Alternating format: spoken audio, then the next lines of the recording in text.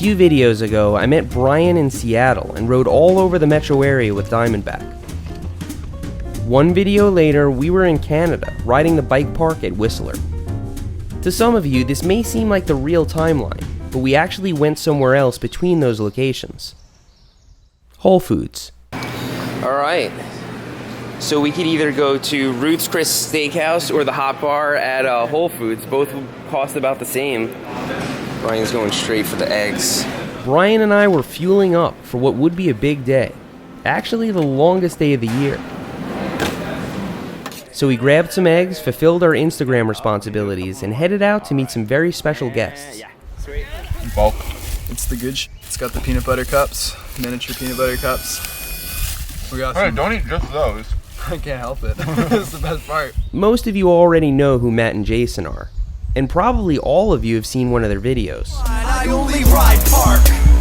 They're the duo behind IFHT and the wildly popular How to Be series, in which they break down how to be a mountain biker, how to be a road biker, and how to be a Canadian, just to name a few. Despite the lighthearted nature of their videos, Matt and Jason are serious filmmakers. This meant that Brian and I would be spending some time behind a very revealing lens. They say that the camera adds 10 pounds, but that's a conservative figure when you're carrying around a red. Brian and I are constantly complaining about how gimbals make riding less enjoyable. Oh, we gotta lug around this gimbal and it's always getting in the way.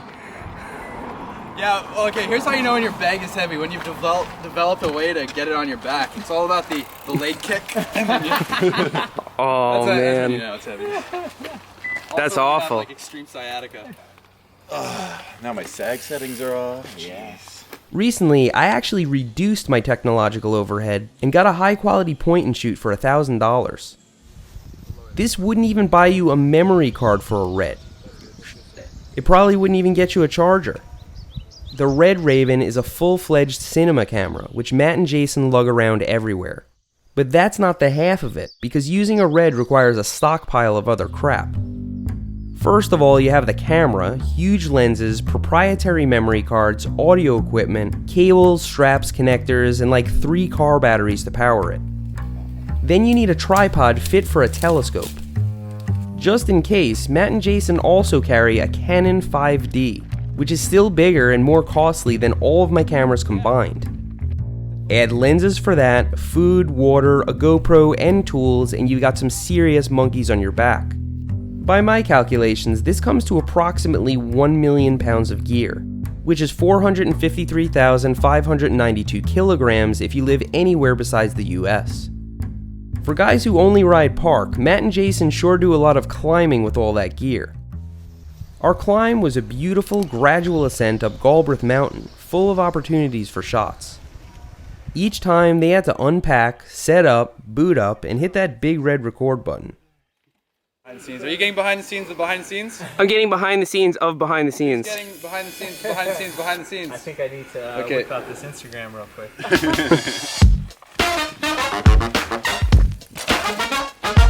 At the top of the mountain, we sessioned a few rock features off the fire road.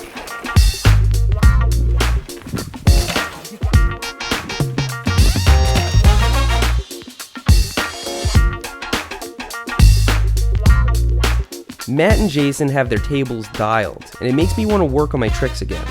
Maybe I'll do that in a future video.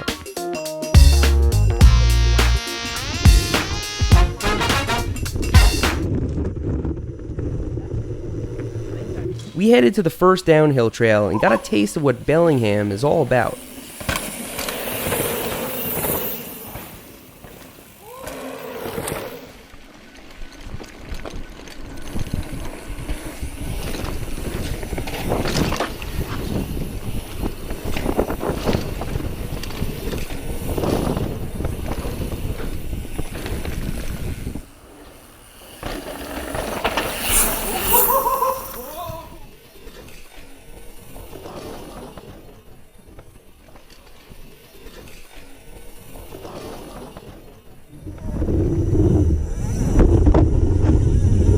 Truth be told, I would have been happy riding this first section all day, but we had important things to do. What did you say you found? Found the liquor stash. Wait, hold on a second. Look, I gotta see this. It's up the hill. It's like a stash, like it's hidden, or it's like... No, it's just behind a stump. It's just... And that's good beer, too. Oh my God. Jason! Jason, come here. Killer bees. You know, it almost looks like they had it up here and it fell off. I mean, it's just in the woods, right? Look at that. It's a full bottle of Jägermeister. Is it cold? I mean, it's kind of cool out. It looks like it could have been there for a while. There's a liquor stash. Secret. You should put a sticker on it. Put a sticker on the beer bottle so when they come back, their I want to booze is just leave it vandalized. open and not drink any of it. It's not bad karma to drink it. Okay, turn off the cameras and let's steal it. Yeah. I won't judge you guys. It's pretty common to have a post-ride beer, but at the summit, I wouldn't want to do that before riding down this.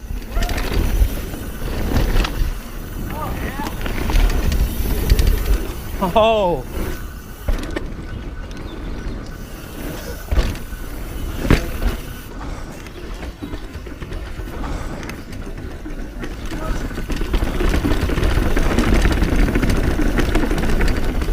Holy sh**. Bellingham is only an hour or so from Vancouver, so Galbraith has a lot of authentic North Shore features. These wooden obstacles are built entirely from trees cleared while building the trails. So the planks, joists, and pillars are all milled with chainsaws. Nice. To me, it looks like art, created by Ewoks. Since we were all riding these trails blind, we stopped a lot to re-ride features and get shots.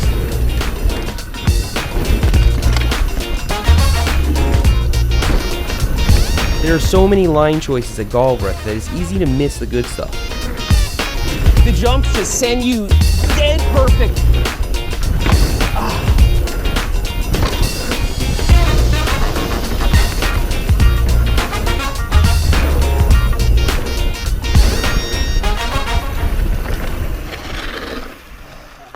That jump line was so fun. That was fun.